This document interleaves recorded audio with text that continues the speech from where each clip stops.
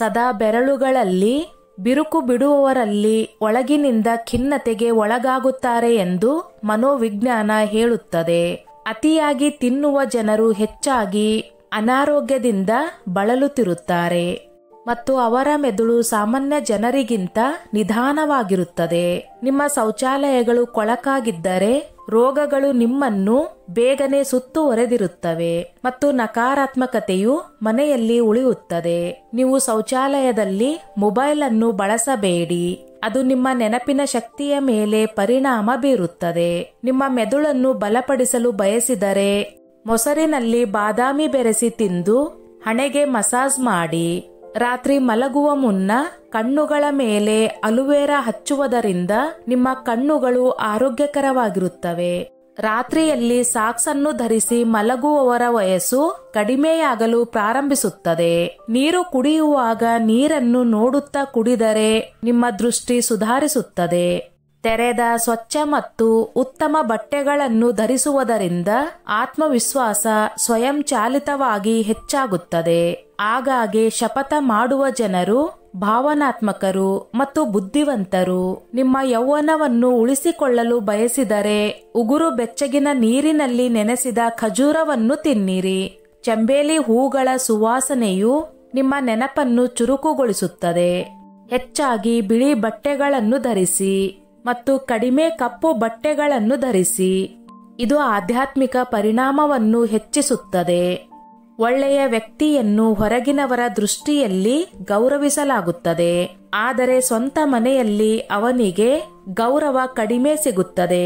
ಒಂದೇ ಬಾರಿಗೆ ವಿಷಯಗಳನ್ನು ಅರ್ಥ ಮಾಡಿಕೊಳ್ಳಲು ಬಯಸುವ ಜನರಿಗೆ ಜೀವನವೇ ಬೇಸರವಾಗುತ್ತದೆ. ಬೇಳೆಕಾಳುಗಳನ್ನು ತಿನ್ನುವುದರಿಂದ ಹೊಟ್ಟೆಯ ಅನೇಕ ಕಾಯಿಲೆಗಳು ಬರದಂತೆ ತಡೆಯುತ್ತದೆ. ಸ್ನೇಹಿತರೆ, ಅದಕ್ಕೂ ಮೊದಲು ನನ್ನದೊಂದು ಕಳಕಳಿಯ ವಿನಂತಿ. ಎಷ್ಟೋ ಜನ ವಿಡಿಯೋ ನೋಡುತ್ತೀರಿ, ಆದರೆ ಲೈಕ್ ಮಾಡುವುದನ್ನು ಮರೆತು ಬಿಡುತ್ತೀರಿ. ದಯವಿಟ್ಟು ಲೈಕ್ ಮಾಡಿ. ನಿಮ್ಮ ಅನಿಸಿಕೆ ಅಭಿಪ್ರಾಯಗಳನ್ನು ಕಮೆಂಟ್ ಮಾಡುವ ಮೂಲಕ ತಿಳಿಸಿ. ನೀವು ಕನಸಿನಲ್ಲಿ ಸಿಹಿ ಹಣ್ಣುಗಳನ್ನು ತಿನ್ನುವುದನ್ನು ನೋಡಿದರೆ ನಿಮಗೆ ಉದಾತ್ತ ಮಕ್ಕಳು ಜನಿಸುತ್ತಾರೆ ಎಂದು ಅರ್ಥ ಮಾಡಿಕೊಳ್ಳಿ. ಹಾಲು ಮತ್ತು ಮೊಸರನ್ನು ಹೆಚ್ಚಿನ ಪ್ರಮಾಣದಲ್ಲಿ ಸೇವಿಸುವ ಮಹಿಳೆಯರು ಬೇಗನೆ ವಯಸ್ಸಾಗುವುದಿಲ್ಲ. ಇದು ಮಕ್ಕಳ ಆರೋಗ್ಯವನ್ನು ಸುಧಾರಿಸಲು ಸಹಾಯ ಮಾಡುತ್ತದೆ. ನಡೆಯುವಾಗ ಹೆಜ್ಜೆಗಳನ್ನು ಎಣೆಸುವ ಜನರು ತಮ್ಮ ತಾಳ್ಮೆಯನ್ನು ಕಳೆದುಕೊಳ್ಳುತ್ತಾರೆ. ಅದೇ ವಿಷಯವನ್ನು ಮತ್ತೆ ಮತ್ತೆ ಪುನರಾವರ್ತಿಸುವವನು ಜವಾಬ್ದಾರನಾಗಿರುತ್ತಾನೆ. ಖಿನ್ನತೆಯಿಂದ ಮುಕ್ತಿ ಪಡೆಯಲು ಬಯಸಿದರೆ ಬೆಚ್ಚಗಿನ ನೀರಿನಲ್ಲಿ ಜೇನುತುಪ್ಪವನ್ನು ಬೆರೆಸಿ ಖಾಲಿ ಹೊಟ್ಟೆಯಲ್ಲಿ ಕುಡಿಯಿರಿ. ಇದರಿಂದ ನಿಮ್ಮ ತೂಕವು ಸಹ ಕಡಿಮೆಯಾಗುತ್ತದೆ. ನಿಮ್ಮ ಜೀವನದಲ್ಲಿನ ಚಿಂತೆಯನ್ನು ತಪ್ಪಿಸಲು ನೀವು ಬಯಸಿದರೆ ನಿಮ್ಮ ಊಟದ ಪಾತ್ರೆಗಳನ್ನು ಯಾವಾಗಲೂ ಸ್ವಚ್ಛವಾಗಿಡಿ. ಬೆನ್ನು ನೋವನ್ನು ಗುಣಪಡಿಸಲು ಸೋಂಪು ಬೆರೆಸಿದ ಹಾಲನ್ನು ಕುಡಿಯುವುದು ತುಂಬಾ ಪ್ರಯೋಜನಕಾರಿ.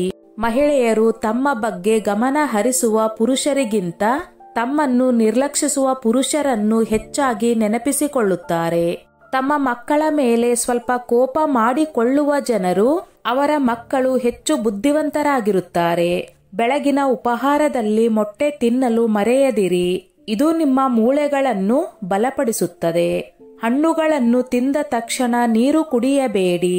ಇದು ಹೊಟ್ಟೆಯಲ್ಲಿ ಆಮ್ಲೀಯತೆ ಮತ್ತು ಸುಡುವ ಸಂವೇದನೆಯನ್ನು ಉಂಟು ಮಾಡಬಹುದು. ತಮ್ಮಷ್ಟಕ್ಕೆ ತಾವೇ ಮಾತನಾಡಿಕೊಳ್ಳುವ ಜನರು ಹೆಚ್ಚಾಗಿ ಸಂತೋಷ ಮತ್ತು ಆತ್ಮವಿಶ್ವಾಸದಿಂದ ಬದುಕುತ್ತಾರೆ. ಯಾವಾಗಲೂ ಅನುಭವಿ ಜನರನ್ನು ಸಂಪರ್ಕಿಸಿ, ಏಕೆಂದರೆ ಅವರಿಗೆ ತಮ್ಮ ವೈಫಲ್ಯಗಳ ಹಿಂದಿನ ಕಾರಣ ತಿಳಿದಿದೆ. ನೀವು ಸದಾಕಾಲ ಯೌವನದಿಂದ ಕಾಣಲು ಬಯಸಿದರೆ ಸೌತೆಕಾಯಿ ರಸವನ್ನು ಮುಖಕ್ಕೆ ಹಚ್ಚಿ ತೊಳೆದುಕೊಳ್ಳಿ. ಈರುಳ್ಳಿಯ ವಾಸನೆ ಹೃದಯಕ್ಕೆ ಶಕ್ತಿ ನೀಡುತ್ತದೆ. ಪ್ರಯಾಣವು ಮಾನಸಿಕ ಆರೋಗ್ಯಕ್ಕೆ ಒಳ್ಳೆಯದು. ಇದು ಹೃದಯ ಕಾಯಿಲೆಗಳು ಮತ್ತು ಖಿನ್ನತೆಯಿಂದ ಪರಿಹಾರವನ್ನು ನೀಡುತ್ತದೆ. ನೀವು ಯಾವ ರೀತಿಯ ವ್ಯಕ್ತಿ ಎಂದು ಅಂದುಕೊಳ್ಳುತ್ತೀರೋ ಅಂತಹ ವ್ಯಕ್ತಿಯಾಗುತ್ತೀರಿ. ನಿಮ್ಮ ಕೈಗಳ ಉಗುರುಗಳನ್ನು ಒಟ್ಟಿಗೆ ಉಜ್ಜುವುದರಿಂದ ನಿಮ್ಮ ಒತ್ತಡ ಕಡಿಮೆಯಾಗುತ್ತದೆ. ಸಣ್ಣ ಸಣ್ಣ ತಪ್ಪುಗಳನ್ನು ಹಿಡಿಯುವವರ ಮಕ್ಕಳು ಹೆಚ್ಚಾಗಿ ವಿಫಲರಾಗುತ್ತಾರೆ. ನಗುವಾಗ ಕಣ್ಣಿನಲ್ಲಿ ನೀರು ಬರುವ ವ್ಯಕ್ತಿ ಒಳಗಿನಿಂದ ತುಂಬಾ ಬಲಶಾಲಿ. ತುಂಬಾ ತಣ್ಣೀರು ಕುಡಿಯುವುದರಿಂದ ನಿಮ್ಮ ಹಲ್ಲುಗಳು ಬೇಗನೆ ಹಾಳಾಗುತ್ತವೆ. ನೀವು ಆಗಾಗ್ಗೆ ತಲೆ ನೋವಿನಿಂದ ಬಳಲುತ್ತಿದ್ದರೆ ಪಾಲಕ್ ಸೊಪ್ಪು ತಿನ್ನುವುದನ್ನು ತಪ್ಪಿಸಿ.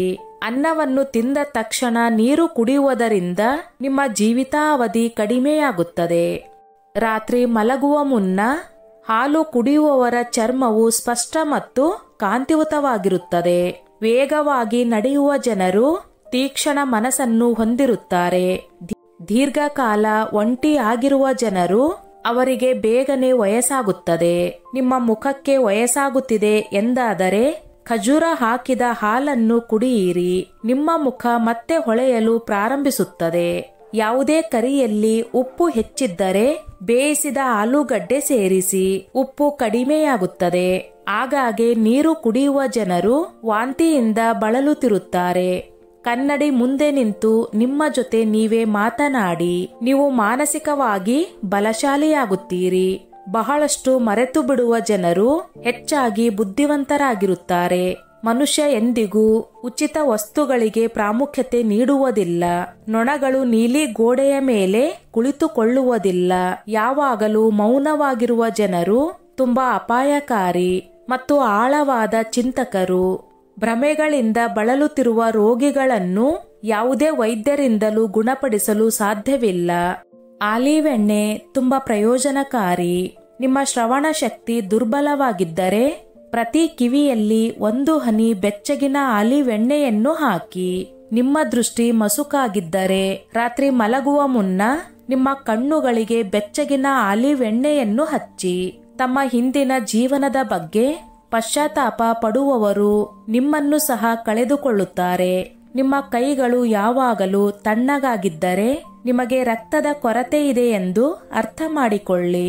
ಮೇಕೆ ಹಾಲಿಗೆ ಸೋಂಪು ಬೆರೆಸಿ ಕುಡಿಯುವುದರಿಂದ ನಿಮಗೆ ಜ್ವರ ಇದ್ದರೆ ಅದು ಬೇಗನೆ ಕಡಿಮೆಯಾಗುತ್ತದೆ. 15 ವರ್ಷದ ವಯಸ್ಸಿನ ಯುವಕರಾಗಿದ್ದರೆ ನೀವು ಬಯಸಿದರೆ ಮೊಸರು, ಕ್ರೀಮ್ ಮತ್ತು ಎಲೆಕೋಸು ತಿನ್ನಿರಿ. ನಿಮಗೆ ಕೇಳಿಸಿಕೊಳ್ಳುವುದರಲ್ಲಿ ತೊಂದರೆ ಇದ್ದರೆ ನಿಮ್ಮ ಕಿವಿಯಲ್ಲಿ ಬಾದಾಮಿ ಎಣ್ಣೆಯನ್ನು ಹಾಕಿ. ಅದು ಕೆಲಸ ಮಾಡುತ್ತದೆ. ಒಬ್ಬ ವ್ಯಕ್ತಿಯು ವಿಚಿತ್ರ ರೀತಿಯಲ್ಲಿ ಹೆಚ್ಚು ತಿನ್ನುತ್ತಿದ್ದರೆ ಅವರು ಒಳಗಿನಿಂದ ಒತ್ತಡದಲ್ಲಿ ಇದ್ದಾನೆ ಎಂದರ್ಥ. ಆಗ ನೀವು ನಿಮ್ಮ ತಾಯಿಯ ಕೈಯನ್ನು ಹಿಡಿದುಕೊಳ್ಳಿ. 90% ಅಷ್ಟು ಖಿನ್ನತೆ ನಿವಾರಣೆಯಾಗುತ್ತದೆ. ಚಳಿಗಾಲದಲ್ಲಿ ನಿಮ್ಮ ಬಟ್ಟೆಗಳು ಕೆಟ್ಟ ವಾಸನೆ ಬರುತ್ತಿದ್ದರೆ ಅವುಗಳಲ್ಲಿ ಖಾಲಿ ಸುಗಂಧದ ದ್ರವ್ಯದ ಬಾಟಲಿಯನ್ನು ಇರಿಸಿ. ನಿಮ್ಮ ಕಿವಿಗಳು ನಿರ್ಬಂಧಿಸಲ್ಪಟ್ಟಿದ್ದರೆ ವಿರುದ್ಧ ದಿಕ್ಕಿನಲ್ಲಿ ಚಲಿಸಿ ಮತ್ತು ನಿಮ್ಮ ಕಿವಿಗಳು ತೆರೆದುಕೊಳ್ಳುತ್ತವೆ. ಕಪ್ಪು ಉಪ್ಪನ್ನು ನೆಕ್ಕುತ್ತಲೇ ಇರಿ. ನಿಮ್ಮ ಗಂಟಲು ಎಂದಿಗೂ ನೋಯುವುದಿಲ್ಲ. ಹಸಿ ಪೇರಲ ತಿನ್ನುವುದರಿಂದ ಶಕ್ತಿ ಬರುತ್ತದೆ. 90% ಅಷ್ಟು ಸಂತೋಷವು ನಿಮ್ಮ ಒಳಗಿನಿಂದಲೇ ಬರುತ್ತದೆ. ನಿಮ್ಮ ಆಲೋಚನೆಯನ್ನು ಬದಲಾಯಿಸಿ. ನಿಮ್ಮ ಜೀವನವು ಬದಲಾಗುತ್ತದೆ. ಹೊಟ್ಟೆ ನೋವು ಅಥವಾ ಗ್ಯಾಸ್ ಇದ್ದರೆ ನಿಂಬೆ ಮತ್ತು ಉಪ್ಪು ಬೆರೆಸಿದ ಬೆಚ್ಚಗಿನ ನೀರನ್ನು ಕುಡಿಯಿರಿ. ನಂತರ ಸ್ವಲ್ಪ ಹೊತ್ತು ನಡೆಯಿರಿ. ಪ್ರತಿದಿನ 15 ನಿಮಿಷ ನಡೆಯಿರಿ. ಖಿನ್ನತೆಯಿಂದ ನಿಮಗೆ ಮುಕ್ತಿ ಸಿಗುತ್ತದೆ. ಎಲ್ಲದರ ಬಗ್ಗೆಯೂ ಹೆಚ್ಚು ಯೋಚಿಸುವ ಜನರು ಹೆಚ್ಚಾಗಿ ತಮ್ಮದೇ ಆದ ಆಲೋಚನೆಗಳಲ್ಲಿ ಸಿಕ್ಕಿ ಹಾಕಿಕೊಳ್ಳುತ್ತಾರೆ. ತುಂಬಾ ನಗುವ ಜನರು ಒಳಗಿನಿಂದ ಅತ್ಯಂತ ಒಂಟಿಯಾಗಿರುತ್ತಾರೆ. ಅಳುವ ಜನರು ಅಳದೇ ಇರುವವರಿಗಿಂತ ಹೆಚ್ಚಾಗಿ ಬಲಶಾಲಿಯಾಗಿರುತ್ತಾರೆ. ಸ್ನೇಹಿತರೆ, ಈ ನನ್ನ ಮಾಹಿತಿ ನಿಮಗೆ ಇಷ್ಟವಾಗಿದ್ದಲ್ಲಿ ದಯವಿಟ್ಟು ಶೇರ್ ಮಾಡಿ, ಲೈಕ್ ಮಾಡಿ ಮತ್ತು ಸಬ್ಸ್ಕ್ರೈಬ್ ಮಾಡಿ.